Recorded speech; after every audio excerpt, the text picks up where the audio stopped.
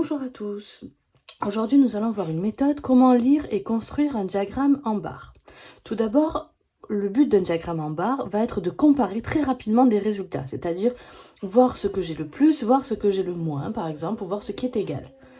Donc, une première question a été posée à la classe. En quelle saison êtes-vous né? Et ces saisons ont été répertoriées et classées dans un tableau pour les ranger et les lire plus facilement. Ensuite, on va commencer par tracer deux flèches. Une flèche horizontale qui va représenter les saisons, l'hiver, printemps, été, automne, et une flèche verticale qui représente mes effectifs, c'est-à-dire le nombre d'élèves qui est né pour chaque saison. Ensuite, je vais prendre plusieurs couleurs. Je vais représenter l'hiver, les 10 élèves qui sont nés en hiver. Je vais donc faire une grande barre qui va jusqu'à 10. Que je trace proprement.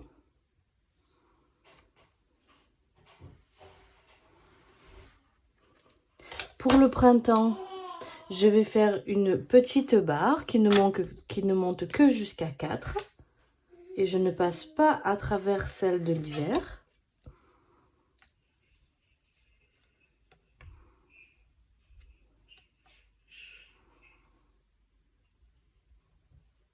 Je peux les colorier.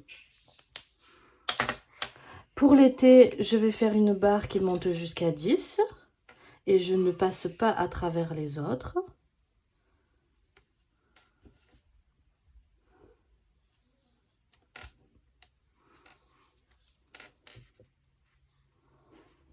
Alors, faute de couleur, je vais faire des petits motifs. Et pour l'automne, je vais jusqu'à 6.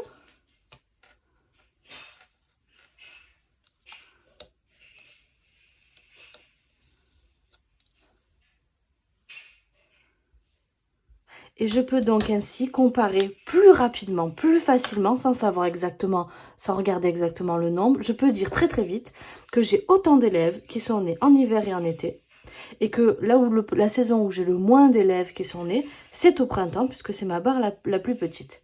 Si je veux savoir ensuite exactement combien, il me suffit de regarder sur mon axe vertical.